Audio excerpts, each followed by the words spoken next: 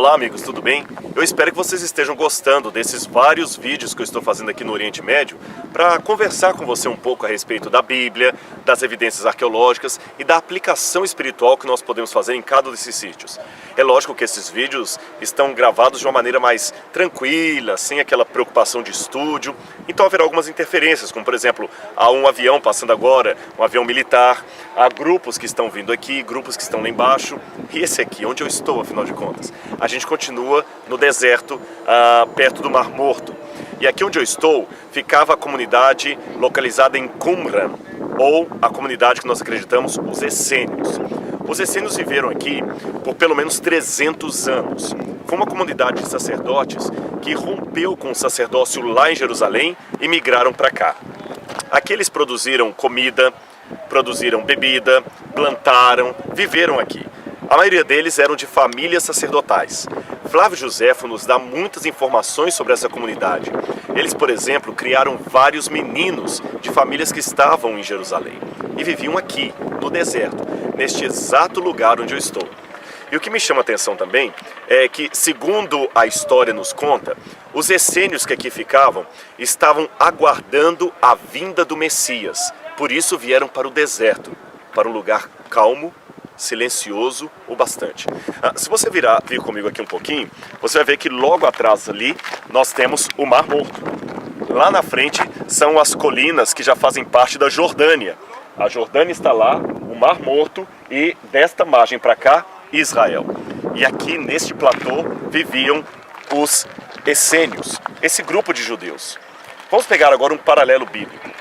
A Bíblia diz que João Batista era filho de Isabel e de Zacarias, correto? Segundo a própria Bíblia, Zacarias era da família sacerdotal. E ainda, segundo o Evangelho, João Batista foi criado nos desertos. Isto, nos desertos. No deserto crescia o menino. Como os habitantes daqui, deste platô, criavam filhos de famílias de Jerusalém ou de outras partes que não queriam que seus filhos fossem educados lá, eles achavam que Jerusalém estava muito corrompida, é provável que João Batista tenha sido trazido pelo seu pai para ser educado aqui pelos essênios. Por isso a Bíblia fala que ele cresceu nos desertos. Outra evidência que João Batista passou por esse lugar é que a pregação dele está muito aproximada, muito afinada à teologia e à pregação dos essênios. Por exemplo, se você vivesse aqui naqueles tempos e perguntasse a um dos essênios que estavam aqui, o que você é, o que é a sua comunidade? Yahad, eles chamavam a comunidade Yahad em hebraico, ele dizia, ora, a nossa comunidade é a voz que clama no deserto, preparando o caminho para o Senhor. Nós somos aqueles que continuam o trabalho do profeta Elias. Ora, se você olhar, não é exatamente esta a pregação de João Batista? Ele dizia, eu sou a voz que clama no deserto, preparai o caminho do Senhor. Agora, se João Batista passou por aqui, de alguma maneira ele rompeu com a comunidade depois de um tempo, porque ele foi pregar lá perto de Jericó, onde havia um palácio de Herodes, às margens do Rio Jordão, onde ele fazia um batismo. E ele dava um novo significado ao batismo. Naquela época, João Batista talvez já houvesse rompido com eles, mas ainda trazia muitos elementos dos essênios. E o batismo era um deles. O judaísmo daquela época praticava muitos banhos, mergulhos de purificação. Aqui nós temos vários tanques destes que foram encontrados pelos arqueólogos. E João Batista então ensinava este mergulho, mas num novo sentido, um novo significado. O batismo não de purificação, mas de arrependimento. Outra coisa importante sobre Qumran aqui também foram os manuscritos que eles deixaram. Eles copiavam em determinado lugar aqui várias partes da Bíblia e também da sua teologia, da sua interpretação do judaísmo antigo. Quando os romanos atacaram Jerusalém e a destruíram, e já estavam a caminho para atacar também os judeus que estavam refugiados em Massada, isto por volta do ano 68 depois de Cristo, um pouco antes da destruição de Jerusalém, entre 68 até 73 mais ou menos. Neste período, os judeus que aqui estavam resolveram esconder nas cavernas. Várias cavernas estão lá em cima e uma delas está bem aqui embaixo. Essa caverna aqui. Esta é uma das 11 cavernas que descobriram manuscritos deixados pelos essênios. Esses manuscritos traziam não somente cópias da Bíblia, mas da própria interpretação religiosa deles. Estes manuscritos ficaram mais de 2000 anos escondidos na terra, sem que ninguém soubesse sequer da existência deles. Até que em 1948, um garotinho chamado Muhammad El-Dib jogava pedras dentro dessas grutas para ver se umas cabras que haviam se extraviado estariam ali. E quando ele jogou as pedras, ele encontrou algo muito maravilhoso. Ele encontrou acidentalmente vasos dessa altura repletos de manuscritos do tempo dos essênios. E ali havia cópias da Bíblia datadas de até 200 anos antes de Cristo. Isto era simplesmente maravilhoso. Esses manuscritos bíblicos foram então comparados a outras cópias da Bíblia que tínhamos mais distantes, cerca de 1000 anos mais tarde, e a comparação mostrou, em primeiro lugar, que o texto bíblico foi preservado. Porque nós não temos um original da Bíblia. E muitos críticos julgavam que a Bíblia foi alterada durante o tempo. Mas o achado daqui, dos manuscritos do Mar Morto, provou que a Bíblia foi copiada e preservada de maneira fiel. Aqui nesta caverna que está bem abaixo de mim, a caverna número 4, foi encontrado o rolo contendo a cópia do profeta Isaías. E esta cópia de Isaías confirmou que aquela outra cópia de Isaías que tínhamos do século X depois de Cristo, a cópia mais antiga, estava muito fidedigna ao seu original. Isso é maravilhoso. A palavra de Deus foi preservada. A segunda coisa que os manuscritos do Mar Morto nos ajudaram a compreender era como seria o judaísmo do tempo de Jesus.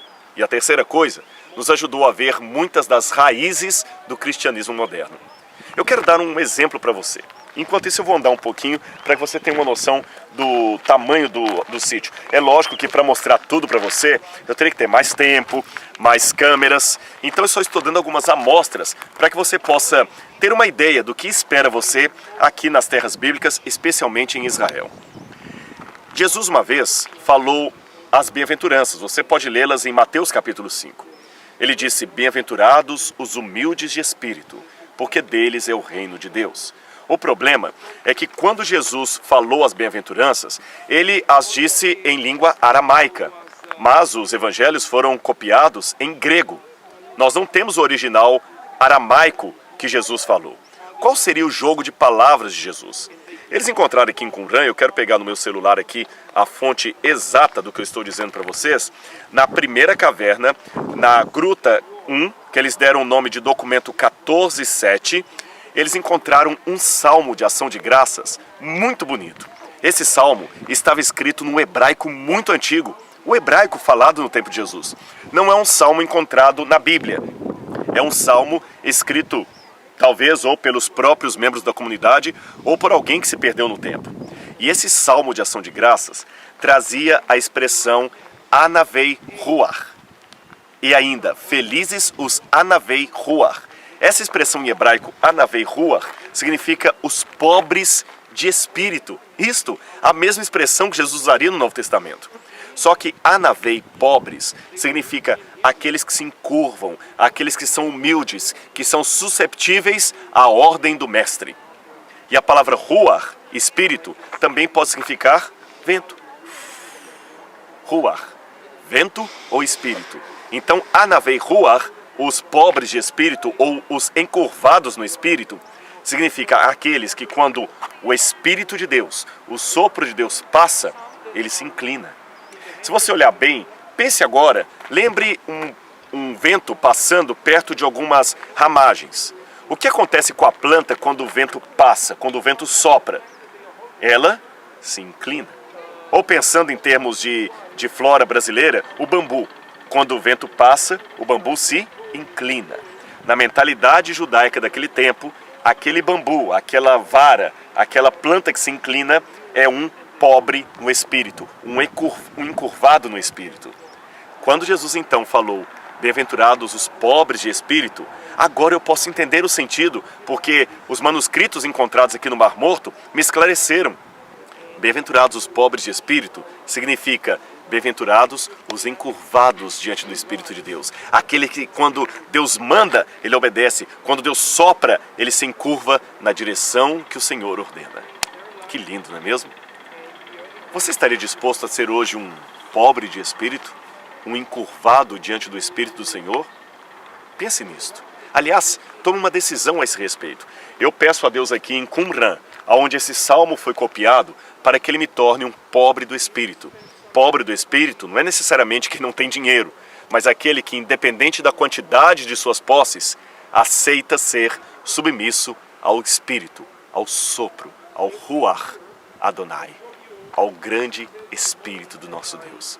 Isto sim é ser batizado no Espírito. Isto sim significa ter o pleno poder de Deus para realizar a grande tarefa de pregar o Evangelho a todo mundo, a todas as nações, para que então o nosso Salvador possa vir em poder e grande glória. Um grande abraço.